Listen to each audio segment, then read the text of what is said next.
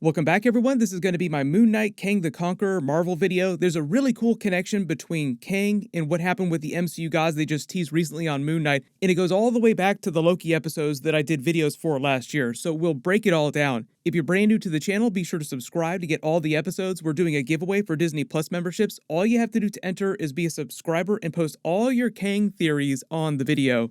But recently, a lot of you have been asking about the MCU timeline changes and how Moon Knight fits into everything and the MCU gods that are part of the pantheon that Khonshu comes from, the Ennead. Because according to the show, that group of gods left the main MCU dimension, leaving their physical, earthly forms and went to another pocket dimension outside the MCU that they're calling the Overvoid. The comics call it the Other Void, but it's the same basic place. But inside that pocket dimension, the MCU gods that we're talking about that we just saw are protected from any big changes in the MCU timeline. They're also protected from things like the Infinity Stones, Thanos, the Snap, everything in Avengers Infinity War, Avengers Endgame.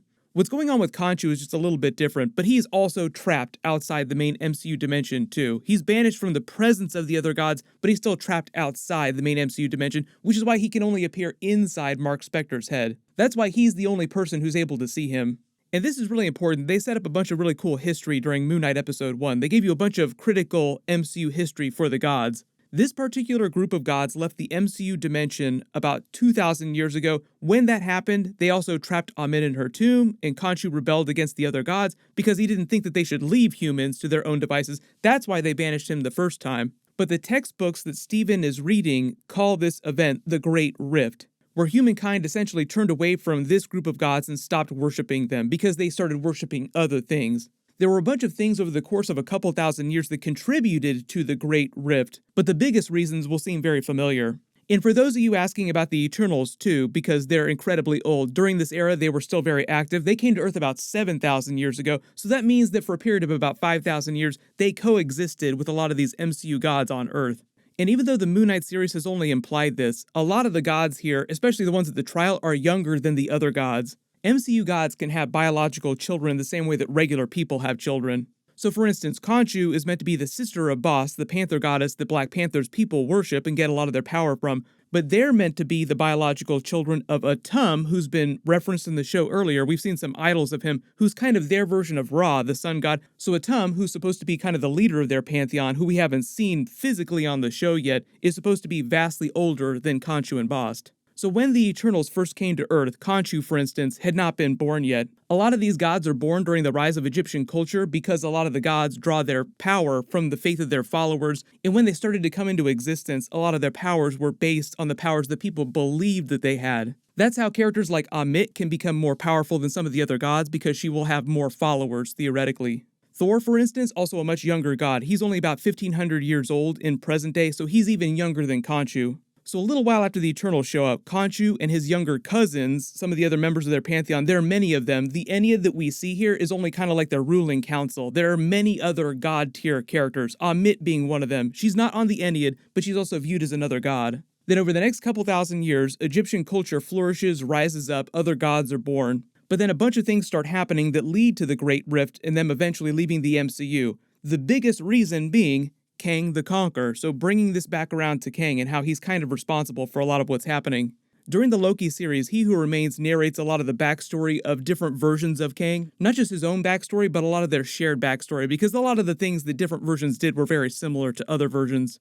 The way he talks about it, a version of Kang was born in the distant future of this MCU Earth. Based on the timeline that we're in right now, what happens is that Kang, per the Loki series, in between learning about the multiverse, alternate timelines, and becoming a member of the Council of Kangs, trading technology with his other variants to become more powerful. Eventually, he masters a version of time travel, travels back in time to ancient Egypt, ruling over their society, like you see in the comics, calling himself Rama Tut. So this is all big comic book Easter eggs that they got into during the Loki series. That's what the Great Sphinx, the pyramids, all that Egyptian stuff during episode 5 was about. But when he goes back as Rama Tut and sets himself up as a ruler, because he has all this future tech, he seems like a god to them, as you would expect. To make an X-Men connection too, because we're going to be seeing more X-Men in the MCU pretty soon, this all happened before Apocalypse ruled over them and went into long-term hibernation. I know a lot of you are asking now, what does this have to do with Apocalypse's backstory in ancient Egypt and becoming the quote-unquote first mutant, or saying that he was the first mutant? Does this have something to do with what Scarlet Witch is doing with the multiverse during Doctor Strange 2? I'll explain that a little bit later in the video because it's not quite as critical. What Scarlet Witch is doing is part of what happened with Kang and his backstory. She's messing with things, and reality is changing a little bit, but you can explain everything between Kang and the old gods without having to explain Apocalypse. It is funny to see that Oscar Isaac was Apocalypse during X-Men Apocalypse, and he's also now Moon Knight in the MCU. You could think of them as being variants of each other if you want to think about it that way, but in the very first version of the timeline that we're talking about here, before the Kang Multiverse War, when MCU Kang went back to become Ramatut, he's so powerful, he tells everyone, and this is a big comic book Easter egg, to worship him as a god instead of the old gods, Khonshu's pantheon. Eventually, he gets bored of this, winds up leaving, going back to the future, and adopting the official name Kang the Conqueror. Then the Kang Multiverse War begins. He Who Remains uses Goliath to win, but the idea is that a lot of them did a lot of similar things in their backstories. But what happened is, over the next few thousand years, up to about 2,000 years ago, his changes that he had made in society start to take hold. Eventually, fewer and fewer people worship the old gods, and then finally they say enough is enough with humanity. We don't care about you anymore, not our problem, because you won't worship us anymore, and they leave to go to their alternate dimension. During the Loki series, a lot of you were asking about this because there were a lot of Easter eggs for him going back to ancient Egypt and being Ramatut, because the robe that he's wearing is inspired by a bunch of Immortus Kang Easter eggs, but also ancient Egyptian Easter eggs. And a lot of you noticed around his room, all the different shelves here, there are a bunch of ancient Egyptian artifacts from his time going back to visit there. So essentially, Kang, or a version of Kang, depending on which time loop you're talking about, because when we're seeing the events of the Loki series, we're kind of on the second time loop. But in either timeline, a version of Kang was essentially responsible for causing the Great Rift, causing the MCU Gods to leave. The big reasons why he would do something like that are pretty obvious, like he does have this towering ego, but mostly it's to sideline these super powerful beings who could change reality on a whim. So all he would need to do is slowly just get people to not care about them anymore so that they wouldn't care and wouldn't interfere with what he was doing. Then in present day, the reason why he's allowing a lot of this to happen, the reason why he allowed Infinity War, Avengers Endgame, Thanos, the Infinity Gauntlet snap to happen, is because he's seen the entire timeline, and he knows that the MCU gods aren't just going to permanently come back into the MCU and start acting like they used to act. If you haven't read the Moon Knight comics, essentially it's still a status quo for Khonshu. Like, Khonshu will continue with Marc Spector. You'll still see a version of Moon Knight doing everything you would expect him to do inside the MCU. The other gods will stay inside the other void in this pocket dimension. I think the major idea with the Moon Knight series is that eventually Khonshu and Marc Spector will redeem themselves, and the other gods will slowly accept Khonshu back into their presence, even though he himself won't want to leave. Like, he'll want to continue doing what he's been doing. So it's not like all the MCU gods are suddenly going to say, oh, let's all come back into the MCU dimension now and start messing with stuff. That's also kind of where Gore the God Butcher comes from in Thor Love and Thunder. He's trying to kill all the gods of the MCU, so the Ennead would try to stay hidden in their pocket dimension as much as possible. They would be on Gore's shit list. A version of Kang would have seen all this happening in the future of the timeline, so he knew that the MCU gods wouldn't really get involved or interfere with what he was doing that much.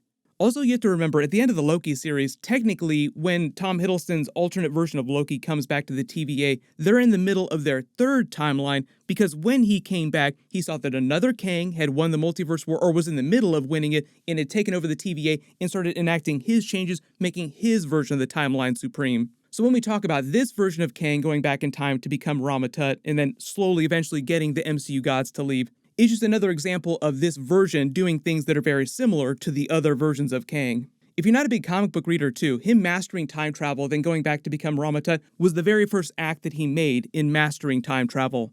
But we'll learn a little bit more about this new version during Ant-Man 3 and Loki Season 2. He probably made some minor changes that we'll see them have some fun with over the course of the episodes. But like I said, the major things, like going back to ancient Egypt, becoming a version of Ramatut, then coming back to the future, the Kang Multiverse War, becoming the true version of Kang the Conqueror, will mostly be the same. What they're doing now in Doctor Strange 2, changing the MCU again using the multiverse, is that Scarlet Witch will probably mess up so badly that she causes a reverse House of M scenario in the multiverse. In other realities, Spider-Man No Way Home style will start bleeding into the MCU, and that's why you'll start to see a lot of mutants popping up in the future. It won't be the only way they explain big mutant characters in the MCU, but it'll be one of the biggest ways. But for instance, Kevin Feige doesn't have to bring Apocalypse into the MCU the same way and explain him as part of this backstory for everything to make sense. If you spotted any other big Kang the Conqueror Easter eggs in the Moon Knight episodes that I didn't mention in the video, post them in the comments below. We might get a couple more before the series finale. My full Moon Knight episode 4 video will post next week just like normal, and congratulations Rapture724, you're the giveaway winner from my last big Marvel video. Please email me on the about page of my channel so I can get your contact details. Everyone click here for my new Doctor Strange 2 trailer video with a version of Scarlet Witch versus a version of Iron Man, and click here for my Moon Knight episode 4 trailer video. Thank you so much for watching, everyone stay safe, and I'll see you guys in the next one.